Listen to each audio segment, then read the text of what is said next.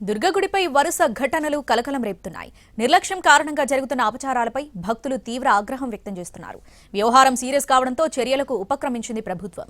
మరోవైపు వరుస అపచారాలపై కీలాద్రి మీద పూజలు చేసి అమ్మవారికి చీరలు సమర్పించారు వైసీపీ నేతలు. బెజవాడ ఇంద్రకీలాద్రిపై వెలసిన అమ్మలుగన్నయమ్మ దుర్గమ్మ సన్నిధికి నిత్యం వేల సంఖ్యలో భక్తులు తరలివచ్చి దర్శించుకుంటారు. ఎంతో చరిత్ర ఉన్న దుర్గమ్మ సన్నిధిలో సిబ్బంది నిర్లక్ష్యంతో అపచారాలు జరుగుతున్నాయి. ఇటీవల వరుస ఘటనలపై బాధ్యులకు మెమోలు జారీ చేశారు. కమిటీ అందించిన నివేదిక ఆధారంగా ఈవో ఈ నిర్ణయం తీసుకున్నారు. అభిషేకానికి వినియోగించిన ఆవు పాలలో పురుగులు గుర్తించారు. దీనికి వాడిన బిందె పరిశుభ్రంగా లేకపోవడమే కారణమని తేలింది.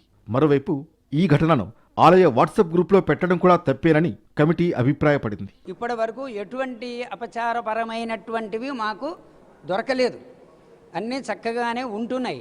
మరి నిన్న జరిగిన దాంట్లో మా అతని పై అధికారులైనటువంటి స్థానాచారికి కానీ, మరి వైదిక కమిటీకి కానీ, మరి అలాగే ఆలయ ఏఈఓ సూపరింటెండెంట్కి కానీ ఇంటిమేట్ చేసి ఉంటే, ఒకవేళ అవి ఏమన్నా ఉండి ఉంటే ఇమీడియట్లీగా డిసైడ్ చేసేవాళ్ళు.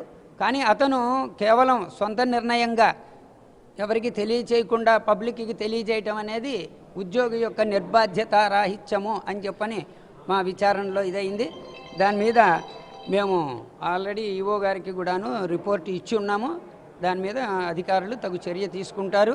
దేవస్థానంలో అయితే అపచారాలు ఏమీ జరగలేదు అని మాత్రం మేము నిర్ధారణగా చెప్తున్నాం.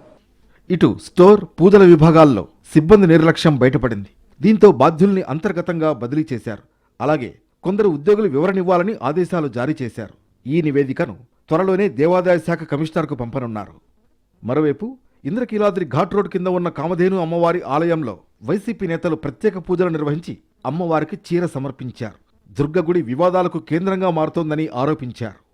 దేవాలయాల పరిరక్షణకు హిందూ సంఘాలతో కలిసి కార్యాచరణను ప్రకటిస్తామంటోంది వైసీపీ. మొత్తానికి ఇంద్రకీలాద్రిపై జరిగిన వరుస సంఘటనలు చర్చనీయాంశం కావడంతో పాటు ఇటు పొలిటికల్గానూ కాకరేపుతున్నాయి.